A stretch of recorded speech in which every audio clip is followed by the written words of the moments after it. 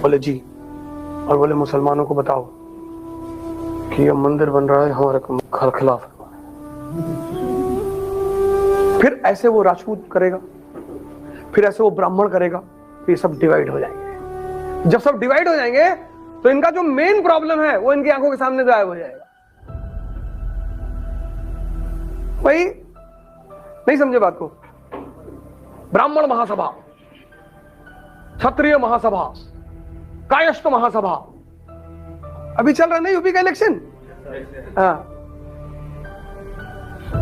अभी देखो सारे जातिवादी संगठन एक्टिव है इस वक्त। सब घर घर जाके दरवाजा ना, पंडित पंडित ब्राह्मण का अस्तित्व सिर्फ बहन जी बचा सकती है। कैसे? वो कैसे बचाएंगी? अरे हाथी को देखो, हाथी नहीं गणेश है, ब्रह्मा विष्णु महेश है।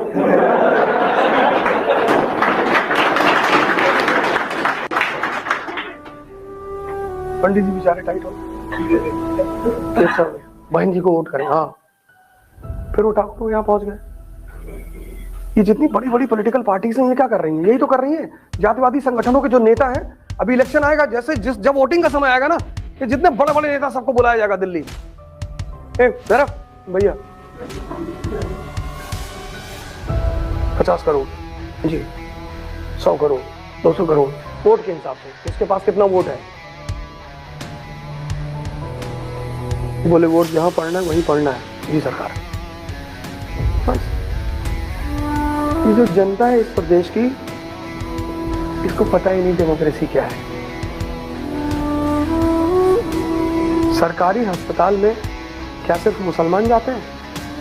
हिंदू भी जाते हैं जिनके पास पैसा नहीं है, दलित भी जाते हैं जिनके पास पैसा नहीं है, ब्राह्मण भी जाता है जिसके पास पैसा नहीं है।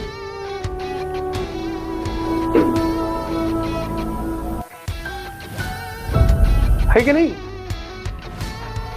तो अगर सरकार मजबूत हो और काम करने वाली हो, और सरकार में राम मनोहर लोहिया जैसे नेता हो,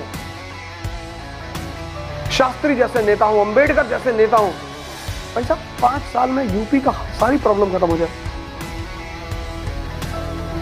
राम मनोहर लोहिया की जब डेथ हुई ना, तो उनकी जेब में सिर्फ 10 रुपए थे,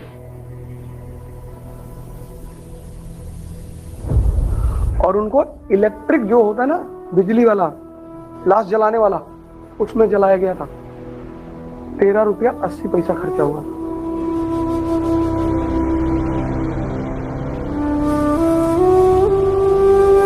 राम मनोहर लोहिया। और ये उनकी वसीयत थी कि जब मैं मरूं तो मुझे लकड़ी में मत जलाना, मेरे जलाने पर पैसा वेस्ट मत करना, ये गरीबों का मुल्क है। और दूसरी तरफ जब भारत के एक दूसरे नेता मरे, मैं नाम नहीं लूंगा क्योंकि राजनीतिक मंच नहीं है, तो उनकी अंतिम संस्कार पे 4.5 करोड़ रुपया खर्चा हुआ था। सिर्फ चंदन की लकड़ियां मंगाई गई थी। ऐसे बहुत सारे नेता, कोई एक नेता वही नहीं थे, बहुत सारे बड़े बड़े नेता हैं जो मरे हैं। तो सोचो,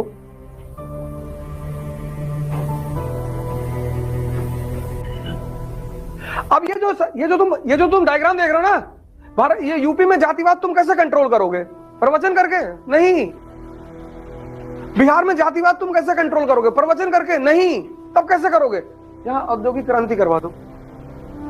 जैसे तुम यहां औद्योगिक क्रांति कराओगे, यहाँ का सामाजिक संरचना बदल जाएगा, इकोनॉमी बदलेगी।